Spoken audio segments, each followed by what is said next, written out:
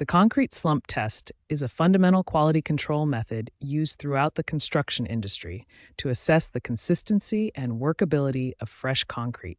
This test uses simple but essential equipment, including a slump cone, tamping rod, measuring tape, and a flat surface or tray to perform the assessment. The primary purpose of the slump test is to determine if concrete has the correct moisture content and consistency for proper setting without developing cracks or losing structural strength.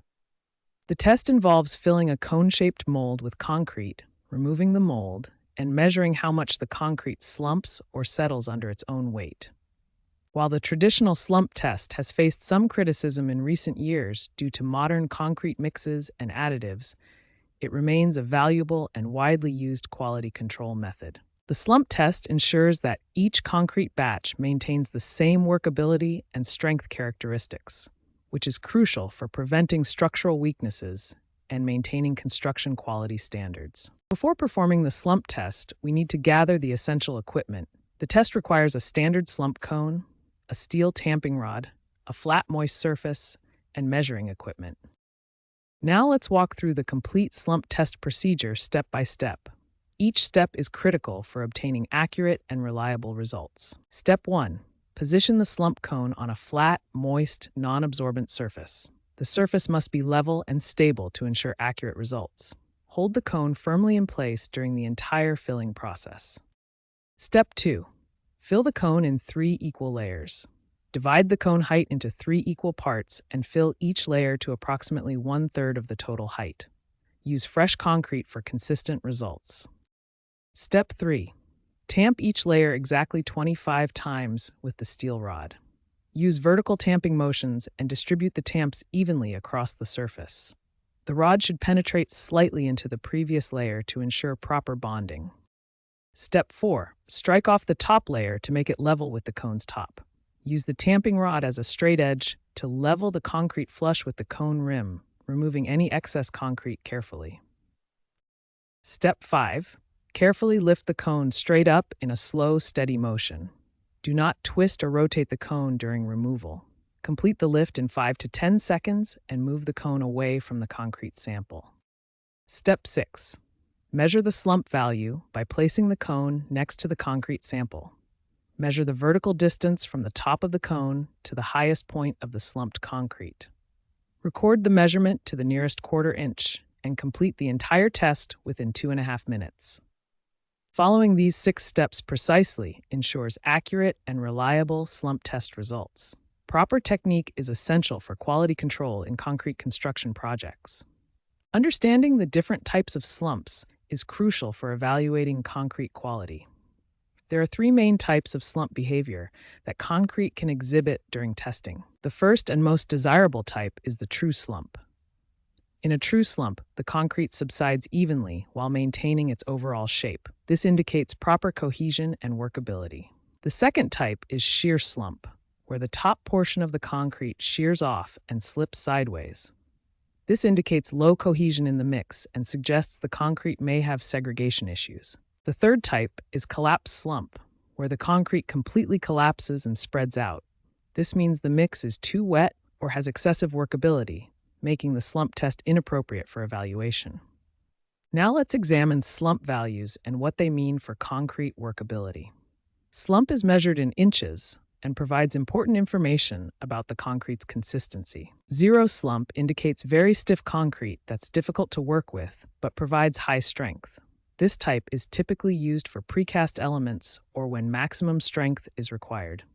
Low slump, ranging from 1 to 2 inches, represents a stiff mix that's still workable but requires more effort to place and compact properly. Medium slump, from 3 to 5 inches, indicates ideal workability for most structural applications.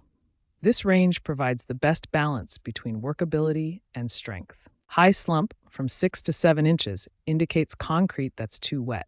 While easier to place, this can lead to segregation, bleeding, and reduced strength in the final structure. Different construction applications require specific slump ranges.